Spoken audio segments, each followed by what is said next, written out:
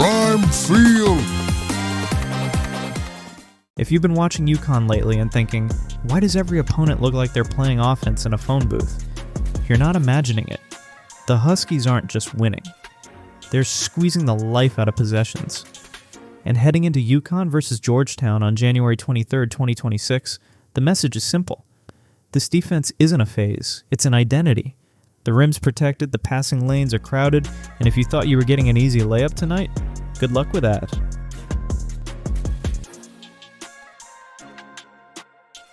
Top-ranked UConn has been building wins the same way championship teams do, by deciding where the game's allowed to be played. Not, we'll trade buckets and see what happens. No, UConn is dictating shot quality. They're combining real interior presence with aggressive connected help defense, and the result is opponents getting pushed away from the rim and funneled into the exact kind of shots UConn wants them taking. You want rhythm, you want clean airspace, you want a calm look. Against this group, nothing is calm.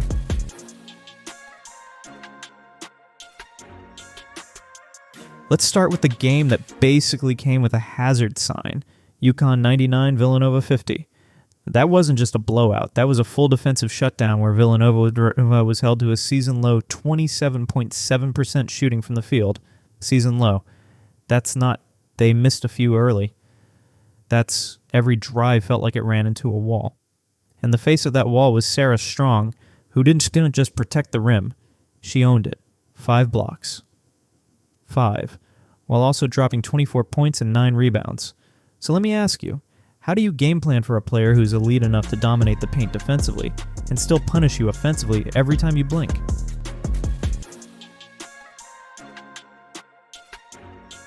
Now fast forward to the next statement win, UConn 85, Notre Dame 47.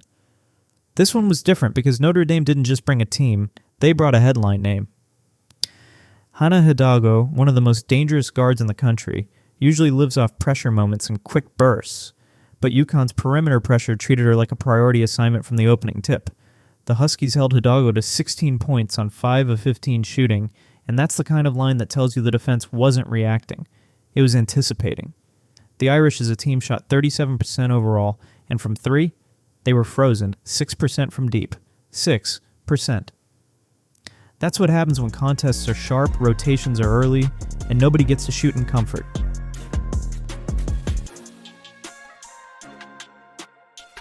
Here's the key. UConn isn't winning with just one trick. This isn't, we have a shot blocker, good luck. It's layered. The guards and wings are applying pressure and forcing decisions faster than opponents want to make them. Then, when the ball handler tries to escape that heat, the help defense is already there, shrinking space, closing gaps, and turning the paint into a restricted zone. That's why opponents aren't getting those clean finishes at the rim. It's not just the block at the end. It's the hesitation before the drive, the extra pass that's half a second late, the rush shot because the window closed. And when teams settle for lower percentage looks, UConn doesn't just contest them. They rebound them and end possessions like slamming a door.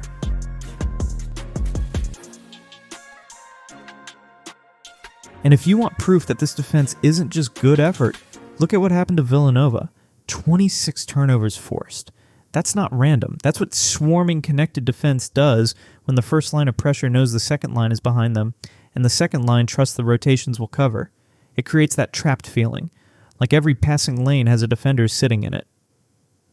And the scary part, UConn didn't just force turnovers, they also took away your top option.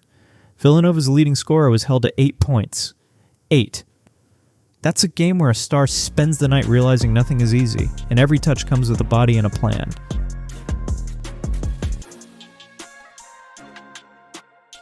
If you're looking for the player who embodies this defensive identity, it's Sarah Strong, and the numbers from the last 2 games scream it. Against Villanova, 24 points, 9 rebounds, 5 blocks. Against Notre Dame, 18 points, 11 rebounds, 3 blocks. That's 20 total rebounds and 8 blocks across 2 games. And those aren't nice stats. Those are possession-changing stats. Blocks erase shots, rebounds erase second chances. And when you combine that with efficient scoring, you're not just impacting the game, you're controlling it. Strong's timing, verticality, and ability to finish possessions is a huge reason opponents are getting discouraged from even trying the rim. The effect feels like a no-go area in the lane, even if nobody's officially labeling it anything.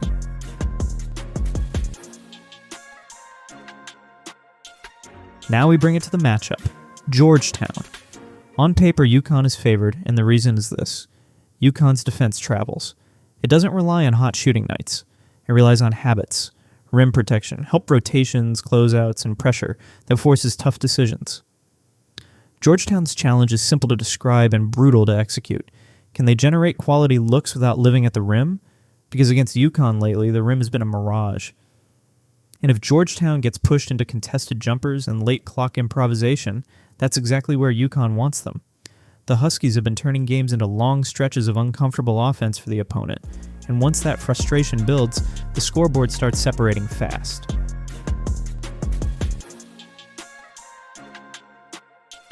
And here's what makes this whole UConn machine feel unfair right now.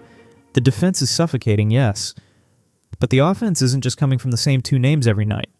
Against Villanova, while the starters were busy turning the game into a defensive clinic, the bench came in and kept the tempo violent. This wasn't empty garbage time scoring either. This was the kind of secondary punch that kills belief. You survive the first wave, you finally catch your breath, and then the second unit hits the floor and the lead grows anyway. That's how blowouts become avalanches.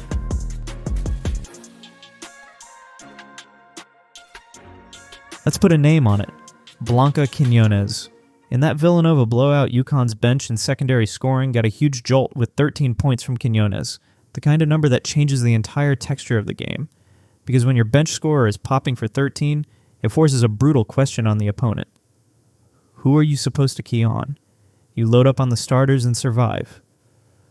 But the moment you relax, Quiñones is cashing in. Those are dagger minutes. The stretches where the other team is begging to hang around, and instead your bench player turns it into a track meet and the lead balloons. And if Georgetown is hoping for any kind of upset script, they're not just fighting UConn starters, they're fighting the idea that UConn can get real points from multiple sources without losing rhythm.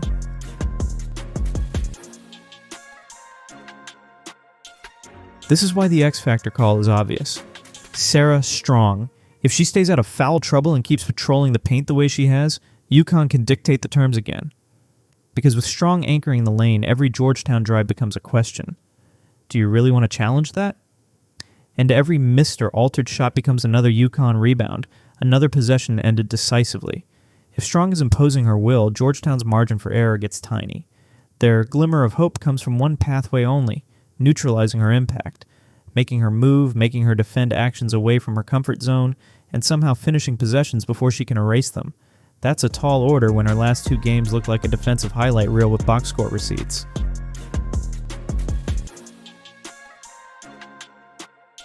So heading into January 23rd, this isn't just a pregame storyline. It's the identity of the whole team. UConn's defense is suffocating at the rim, disruptive on the perimeter, and brutally consistent. And Sarah Strong is the anchor holding it all together with 8 blocks and 20 rebounds across the last 2 games while putting up big points too. Now I want to hear from you. Against Georgetown, what matters more? UConn's perimeter pressure forcing mistakes early, or Sarah Strong turning the paint into a dead zone late? Drop your answer in the comments and tell me one thing. Who on Georgetown has to have the game of their life to make this interesting? Prime Field